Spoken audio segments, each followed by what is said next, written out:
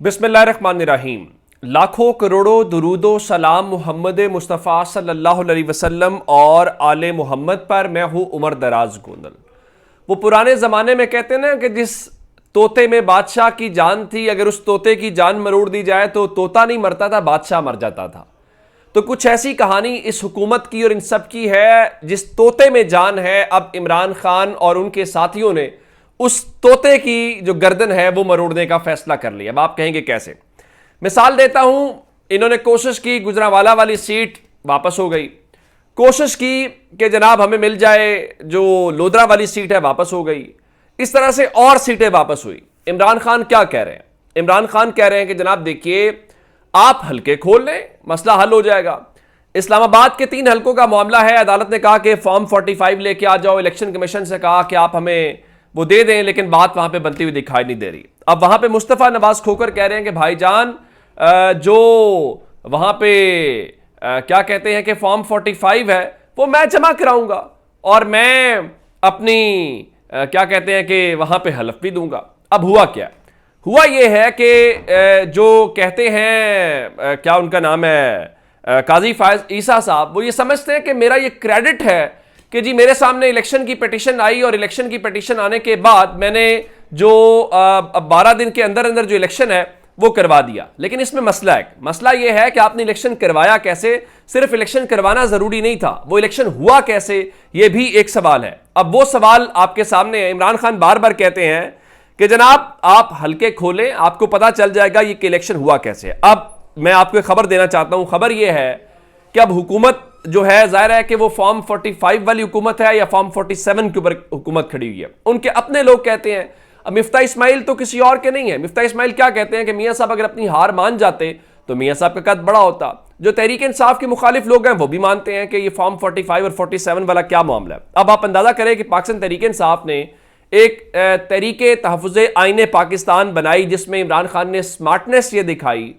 उन्होंने अपने पास नहीं रखी इसकी सदारत, बल्कि महमूद खान अचकजई, जिनका ताल्लुक बलूचिस्तान से है, उनको इसका सरबराह बनाया। अब महमूद खान अचकजई से तो कोई इतराज नहीं होगा जस्टिस काजी फायज ईसा साहब से। खास बात यह है कि काजी फायज ईसा साहब का ताल्लुक भी बलूचिस्तान से है, महमूद खान का ताल्लुक भी बलूचिस्तान से है, और महमूद खान का एक बैकग्राउंड है। आप ये तो नहीं कह सकते कि जी वो बड़े कोई प्रो एस्टैब्लिशमेंट है या इस किस्म की बातें। अब मैं आपको बता देता हूं, हसनात मलिक साहब का दावा यह है कि महमूद खान अचकजई जो हैं वो एक पिटीशन लेकर सुप्रीम कोर्ट ऑफ पाकिस्तान में जा रहे हैं। अब जब महमूद खान अचकजई लेके जाएंगे तो इसका मतलब ये तो नहीं होगा ना कि ये मूवमेंट जो है या ये जो पिटीशन है ये पाकिस्तान तहरीक इंसाफ की है, क्योंकि पाकिस्तान तहरीक इंसाफ की तो पिटीशंस नहीं लग रही, या पाकिस्तान तहरीक इंसाफ तो इतराज कर रही है कि हमें नहीं सुना जा रहा। तो महमूद खान अचकजई जो हैं वो फॉर्म 45 और 47 के रिजल्ट्स के हवाले से जा रहे हैं। अब एक तो वो कहेंगे कि आप इन रिजल्ट्स को देखें, नंबर 1 क्या कहेंगे? ऑडिट का हुक्म दे देंगे, कहेंगे कि आप फोरेंसिक करा लें इनका।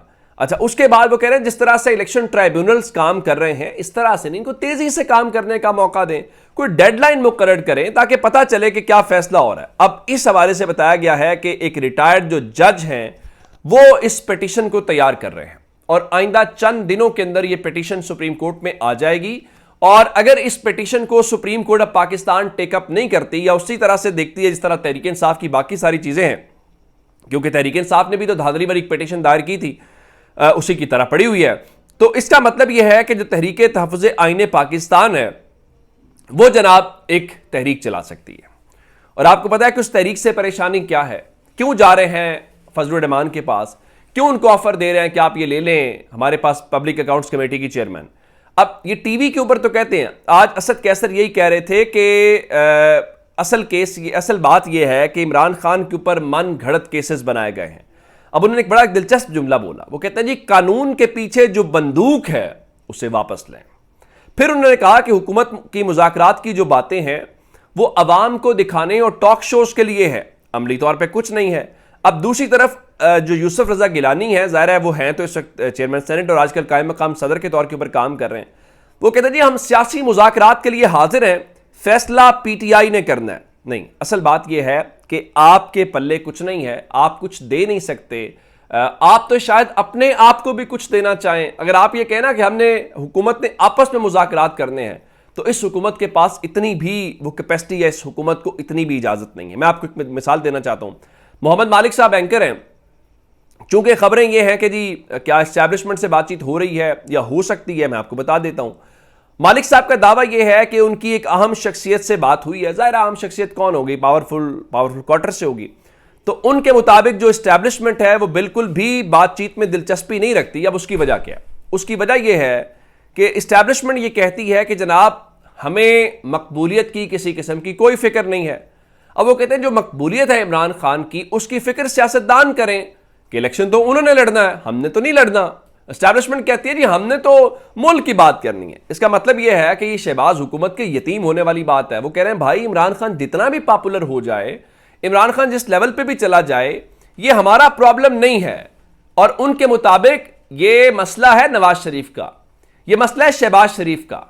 और जाहिर है अगर उनके अपने मसाइल, हम अपने मसाइल हल नहीं कर पा रहे, तो आपको क्या लगता है वो नवाज शरीफ के, वो जरदारी के मसाइल हल करेंगे? वो बिल्कुल भी हल नहीं करेंगे। तो वो उनको कह रहे हैं भाई अपना इंतजाम कर लो।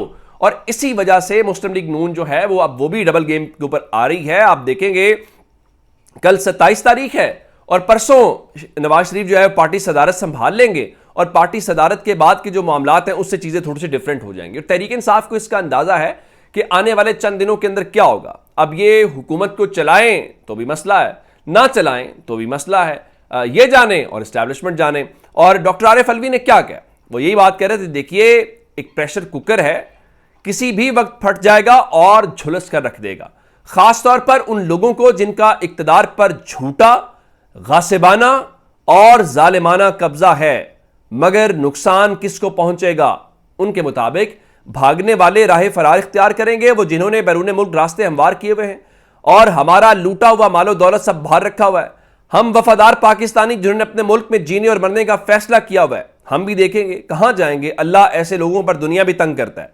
माफिया ये समझ ले और हम डंके की चोट पर ऐलान करते हैं कि हम बचाएंगे पाकिस्तान को, कौमों की बरादरी में इज्जत के साथ खड़ा करेंगे और तरक्की करेंगे। मैं दावे के साथ कहता हूं कि झूठी, सफाक, गैर कानूनी और जाबिर हुकूमत के तहत जारी लूट मार की राख पर भी तामीर कर देंगे अपने वतन को। यह सब अल्लाह के फजलो करम से ही मुमकिन होगा। इस मिट्टी का एक इंतहाई बहादुर, दलेर, काबिल फख्र फर्जन और मेहनत कश अवाम के दिलों का सुप्रीम कमांडर इमरान खान खड़ा है, क़यादत कर रहा है और मंजिल तक पहुंचाकर ही दम लेगा। और सच्ची बात तो यह है कि ये जो सारे का सारा अरेंजमेंट है, ये अरेंजमेंट भी सिर्फ एक ही वजह से है, फैक्टर इमरान खान। हुकूमत इधर से उधर होना चाहती है, पार्टीज इधर से उधर होना चाहती हैं और ये आपस में डराते हैं इमरान खान आ जाएगा। वो इनको डराते हैं इमरान खान आ जाएगा, ये उनको डराते हैं इमरान खान आ जाएगा। वो जो इमरान खान का आना है वही बुनियादी तौर पर इनको इकट्ठा करके रखे हुए है। अब उसकी एक मिसाल, फैसल वावडा रोजाना की बुनियाद के ऊपर टीवी को बुला के बातें करते हैं इमरान खान के हवाले से, तहरीक इंसाफ के हवाले से। सब लोग पूछते हैं भाई आप कौन सी पार्टी से हैं, आप किस पार्टी से हैं? वो कहते हैं आज़ाद पार्टी से हैं। फिर लोग भी बड़े शरारती हैं, समझदार है, वो कहते हैं जी मुल्क की जो इस मुल्क की सबसे बड़ी सियासी पार्टी है ना, ये उसके है। अब पता नहीं वो सियासी पार्टी कौन सी है। तो फैसल वावडा ने अब जो अपना ऑफिशियल उनके ट्विटर हैंडल है उसके ऊपर उन्होंने जो डीपी लगाई हुई है वो भी तहरीक इंसाफ की गुलामी नामंजूर वाली है। फिर उन्होंने कवर फोटो जो है वो इमरान खान के साथ लगा दी है। भाई आप एक तरफ खिले ना, आप किस तरफ हैं, किसके साथ हैं, अब कम से कम पता तो चले। मसला ये है कि इस हुकूमत की कोई समझ भी नहीं आती कौन किसके साथ है। इधर पीपल्स पार्टी पंजाब असम्बली में हद के इज्जत बिल के ऊपर वोट करती है। गवर्नर साहब उनके फरमाते हैं जनाब के मैं इस बिल को रिकन्सिडर करूंगा, मैं वापस भेजूंगा, मैं दस्तखत नहीं करूंगा। भाई आप किसके साथ हैं, आप कम से कम करें। नवाज शरीफ साहब कहते हैं जी मेरे साथ ज्यादती हुई है। गवर्नर पंजाब कहते हैं जी मियाँ साहब आपके साथ ज्यादती का अजाला हो गया है, आपका भाई वजीर आजम है, आपकी बेटी वजीर आला पंजाब के मनसब के ऊपर फायज है, लेकिन फिर भी यकीन नहीं है। फिर भी वो कहते हैं कि अब मियाँ साहब का ख्याल यह है कि शायद उनको ताहयात इस मुल्क के अंदर वजीर आजम बना दिया जाए, क्या उनको ताहयात सदर बना दिया जाए, या ये लिख दिया जाए इस मुल्क के अंदर जो वजीर आला पंजाब आएगा वो शरीफ खानदान का कोई बच्चा, कोई पोता, कोई नवासा, कोई नवासी। अगर शरीफ खानदान के सभी अफराद एक बार वजीर आला बन जाएं तो फिर इनके घर के जो मुलाजमीन हैं वो शुरू हो जाएंगे, मुलाजमीन के बाद ड्राइवर शुरू हो जाएंगे, इनके कुक शुरू हो जाएंगे। अगली सदियों तक पंजाब के वजीर आला शरीफ खानदान से होना चाहिए। वजीर और शरीफ खानदान, और वो इतने सियाने हैं, वो इक़्तिदार तो किसी शरीफ खानदान को गैर शरीफ को देना बहुत दूर की बात है, वो अपनी तस्वीर के फ्रेम में भी शरीफ खानदान के अलावा किसी को बर्दाश्त नहीं करते। तो ये अब तक के अपडेट्स थे। अपना बहुत सारा ख्याल रखिएगा। खुदा हाफिज।